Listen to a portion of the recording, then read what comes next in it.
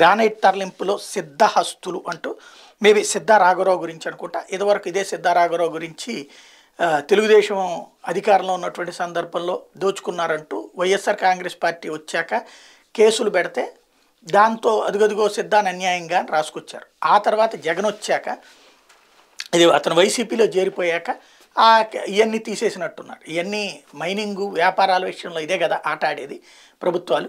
ఇప్పుడు వచ్చేటప్పటికి సిద్ధహస్తులు అంటూ చీమకుర్తిలో వైకాపా కీలక నేద్దందా అంటూ మళ్ళీ ఆ కోణంలో రాసుకొచ్చారనమాట. ఇకపోతే ఢిల్లీలో లేను వచ్చాక కలుస్తా అంటే ఏదైతే జగదీప్ ధన్ఖడ్ వరుసగా లెటర్లు రాస్తున్నారు రాజ్యసభ దగ్గర తనని అవమానించినటువంటి తీరు మీద, దాని విషయంలో నాకు ఖాళీ లేదు, నేను వచ్చిన తర్వాత కలుస్తాను, నేను ఢిల్లీలో లేను అంటూ చెప్పుకొచ్చారు మల్లికార్జున ఖర్గే. అయినా మన ఇద్దరం కూర్చుని మాట్లాడితే పరిష్కారం కాదు, అదంతా ప్రజాస్వామ్యంలో చూసుకోవాలి అన్నటువంటిది. అంటే ఒక వ్యక్తిని వ్యక్తిగతంగా అవమానించడం పెద్ద ఇష్యూ కాదన్నటువంటి కోణంలో సాగుతున్నారు. లేకపోతే